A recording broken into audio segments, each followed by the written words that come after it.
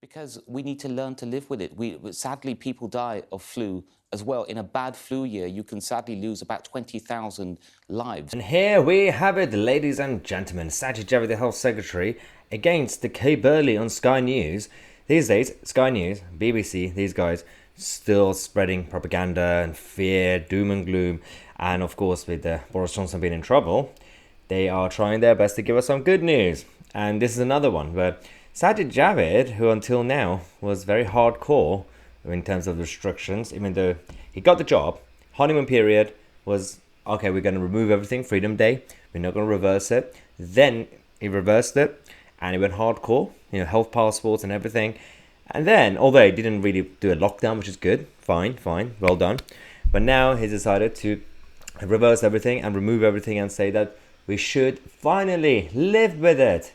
Yes, that's what science said, if you are actually following the science. Because we need to learn to live with it. Sadly, people die of flu as well. In a bad flu year, you can sadly lose about 20,000 lives. But we don't shut down our entire country and put in place lots of restrictions to deal with it. We need to continue with our lives with sensible, appropriate and proportionate measures. The one thing we learned about flu, because it's been around for far longer, is that we have annual vaccinations for older people in particular, for children as well. We have good advice. I mean, but when it comes to senior medical experts and scientists, and even WHO, who were so complacent when it came to the CCP in China, what they were saying, they believed every word. Even they've been coming out. A year ago, WHO said, stop lockdowns. Don't do lockdowns. Lockdowns are not primary solution. Nobody cared. Governments. Also, WHO came back and said, let's just live with it. Nobody cared. WHO came and said, the covering's bad. Nobody cared in governments. It's really weird that they're not even listening to their own, well, they were not listening to their own senior experts until now, all these experts.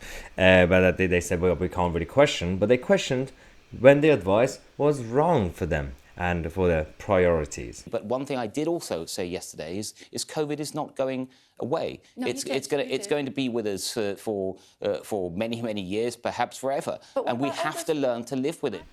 That's the thing. Now the next video, wait for the next video, because I'm going to tell you the problem with the mainstream media, the likes of Sky News and BBC, who even now, despite the advice, despite scientific data, despite all the stuff that they told us to follow, they're not listening. And they are still spreading fear, propaganda, and the usual stuff. And this time it's about the education policies in schools. They are advocating, ideally, some of them want schools to be completely shut down.